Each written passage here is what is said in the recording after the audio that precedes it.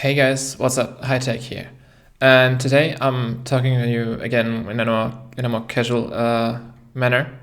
And today I want to talk about world generation because that's what I've been dealing with in the last few days.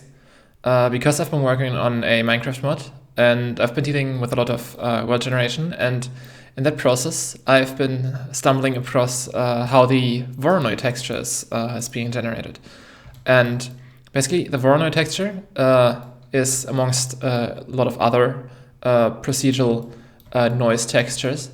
It generates these cell-like structures, and for example, in world generation, you could use them for those crackle-like structures. You could maybe use them for biomes or stuff like that. I don't think that the Voronoi is used that much in world generation actually. But in my case, I had to deal with the Voronoi texture, and I think most other procedural textures are working in a very similar fashion to the Voronoi texture. And so the interesting thing about the Voronoi texture, let's make this a little bit more smooth. The interesting thing about the Voronoi texture is that it generates these crackles, and this is not a texture that is hand drawn or something. This is actually in real time. This is generated on the fly in real time. And the interesting thing is, I can make this texture as small as I want. I can do this, and I can do it even smaller. I can type in any random number here. I can make it this small, and it'll not lose detail. It will start to generate more of a noise-like texture rather than a cell structure, but it will be still spatially coherent. And so if you see, if I make it this small, this will be billions upon billions of points. And if I zoom in, it will still be spatially coherent. So every cell will still be at the exact same point, and you can track down every point if you wanted to. I doubt that anyone would want to do that, but you could do it, and they would stay at the same place. And so the reason is why I've came to the Voronoi texture is I've been dealing with a problem where I wanted to generate a procedural universe, and I wanted to generate stars in this procedural universe. And I didn't know how the procedural textures worked, so I came up with my own solution, and in which I took kind of like squares, and I put a point in each square, and then I shifted the point by a random amount, and the random amount was seeded by the position. So I took a random generator, put in the position as a seed, and then applied a shift in position. And the Voronoi texture actually turns out to work in a very similar fashion.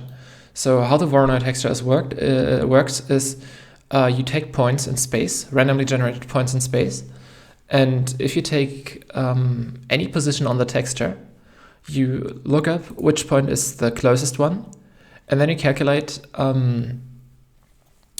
to which point this point is closest to, so to which point it belongs.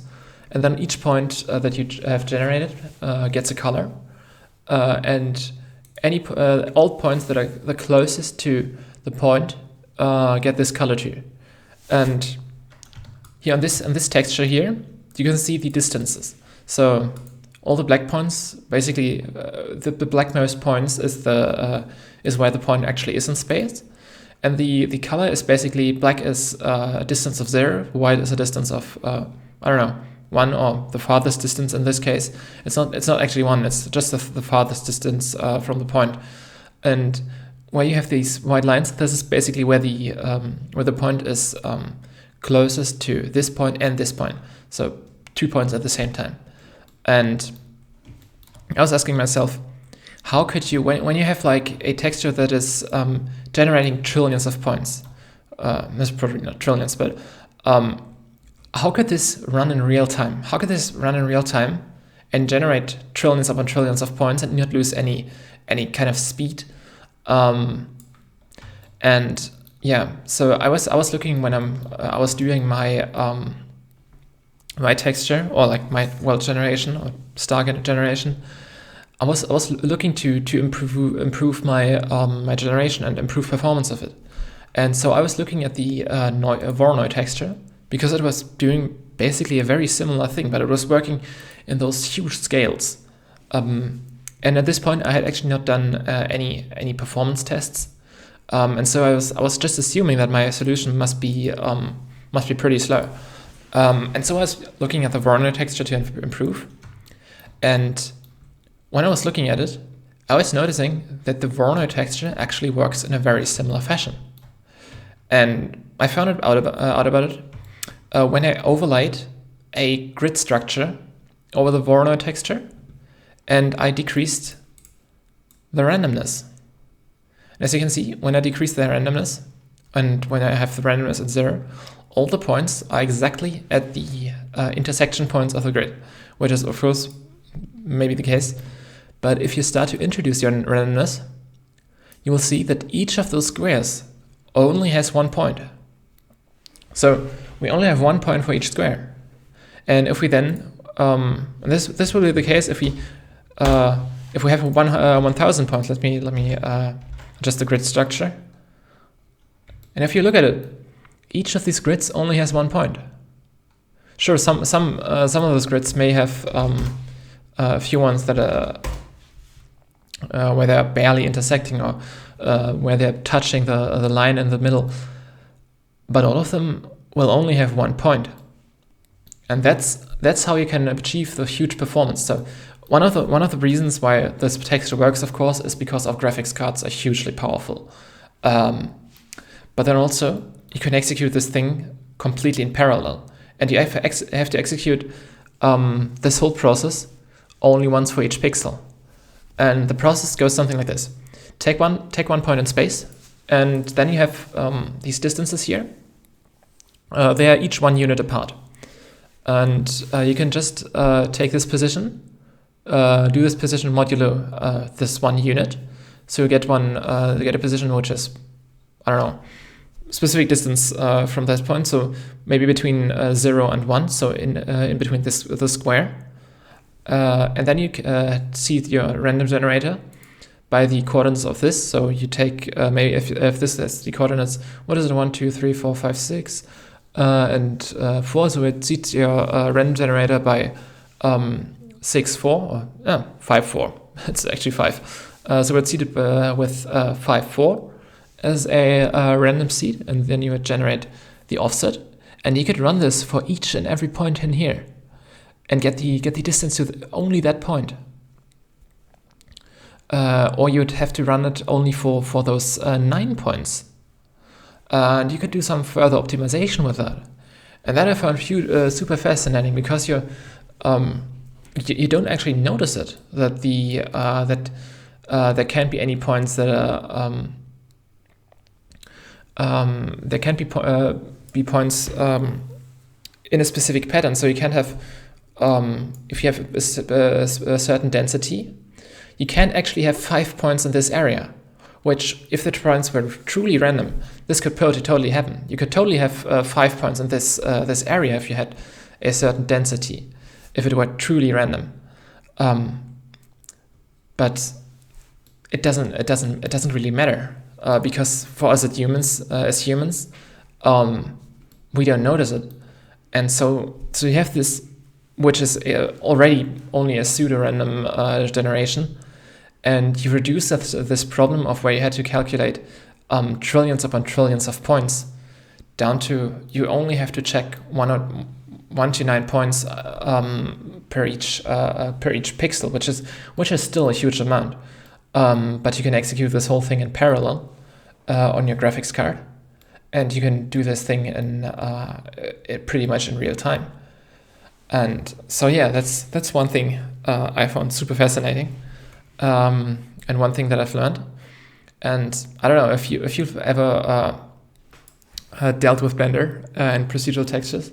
This may even be helpful for you, because you could now generate your own procedural Voronoi texture, by just using I don't know, maybe you could even do this now and generate our own procedural Voronoi texture. So I don't know. This is of course if you don't ever use Blender, you can probably it's probably bye to you. Thanks for watching. But if you duel with Blender, this may be pretty interesting to you. So we're gonna take a math node. Oh, I think we're in the newer Blender version. Are we in the newer Blender version? Yeah, we're in the newer Blender version, so we can just use the modular function of the newer Blender versions. And we're just gonna do this modulo 1. Then we could just gonna get a white noise.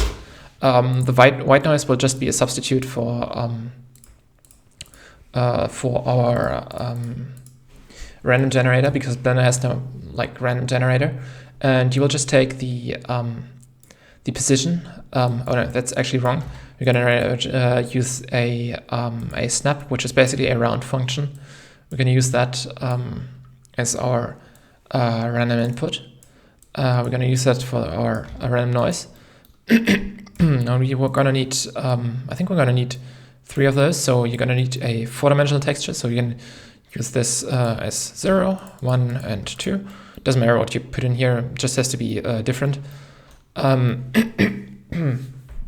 So for generating these points, and yeah, then we're just gonna need a gradient texture. Oh no, not a gradient texture.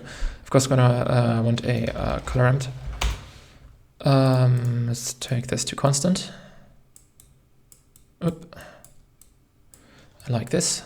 And now we're gonna have a combine XYZ, so a vector combine. Just gonna take these coordinates here. They will be in the range of 0 to 1. Then we're gonna have another math and add those. Oh, gonna be a vector math across.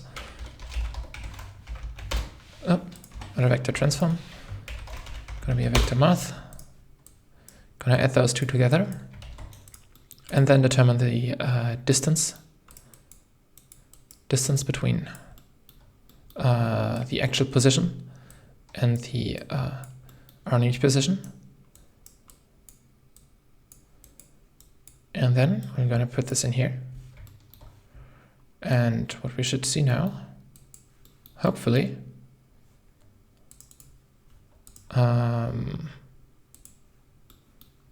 doesn't work.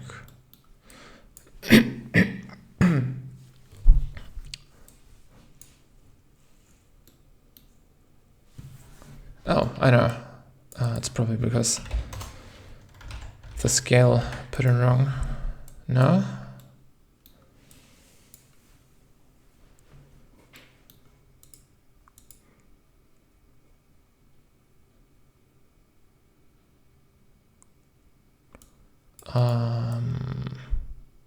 What?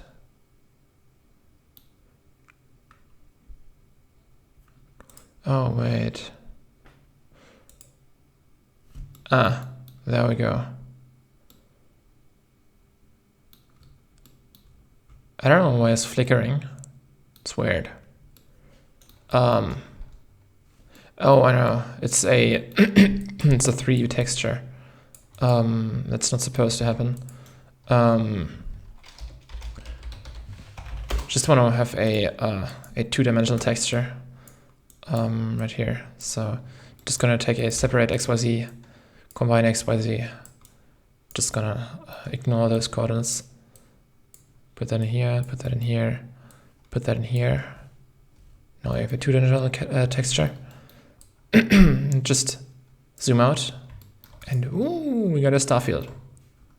That's basically how the Voronoi texture works, if you're ever interested in how that works. And as you can see, we can scale it as much as we like, and you'll see this kind of like flickering effect as you zoom out. And as you zoom in, you will get more details. And the interesting thing is the stars that's showing here, or like I don't know, the points, I guess, they're actually randomly chosen, more or less. And if you increase the thickness of the stars, it'll show more of the stars, because more of the other points actually intersecting with those. But yeah, yeah, that's for all our Blender users out there. If you are interested in procedural textures and want to do this stuff yourself. So yeah, hope you enjoyed the video and hope you enjoyed the Blender part, which I kind of did spontaneously. I didn't plan for this, but hey, you get that one for free. But yeah, hope you enjoyed the video, and until the next time, high tech out.